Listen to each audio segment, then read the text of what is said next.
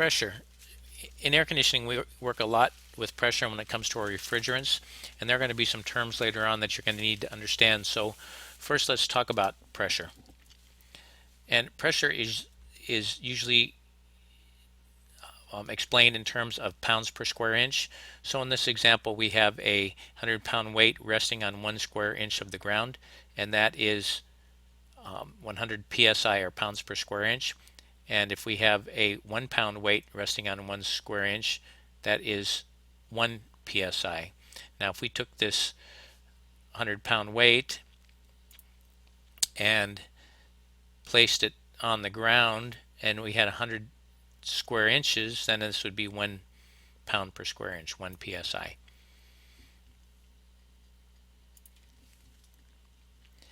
Now the psi that we're going to talk about and that we use in air conditioning is the atmospheric pressure. And the air that we breathe at sea level does exert a pressure of 14.7 pounds per square inch at sea level.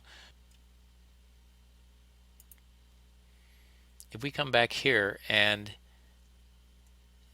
we draw a column of air that is 1 square inch from the uppermost part of the atmosphere down to sea level, it exerts 14.7 pounds per square inch on us and everything around us. It's important to remember. So 14.7 psi, it's measured with a barometer, which is basically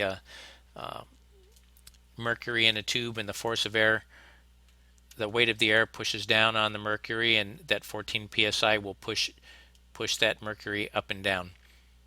We don't use inches of mercury for measuring pressure when it comes to refrigerants.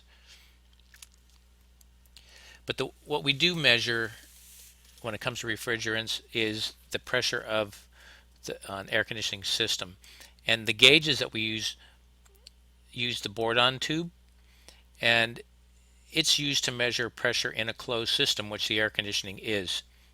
And a Bourdon tube gauges and dial indicator are manufactured such that even though we have 14.7 psi of air pressure pushing down on everything, it reads 0 at atmospheric pressure.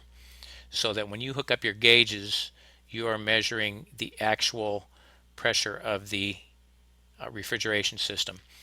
So when we're talking about the pressure of the gauges, it's PSIG, pounds per square inch, as measured with the gauge. And when we're talking about atmospheric pressure, it's PSIA for atmospheric pressure. Now this is, let's go back. The Bourdon tube is what we're going to take a look at next. And this is what the Bourdon tube looks like. And this part down here is connected to the gauge hoses, and as the pressure from the system enters this hollow tube right here, and this is a copper tube and it's hollow, it'll move from this position and it will start to unwrap and unravel a bit like this. When that happens, it moves these armatures and this gear, and it changes the face of the dial on the faceplate of the gauge. And here's a depiction of it again. So as the hoses are hooked up to the air conditioning system, the pressure from that system enters the Bourdon tube, and it expands that Bourdon tube out in this direction, and all these armatures and gears will make this needle start to indicate up. As the pressure increases, it'll move that needle up further and further. Alright, that's the end of the video lessons for Module 1. Remember that sensible and latent heat are the most important concepts you need to understand.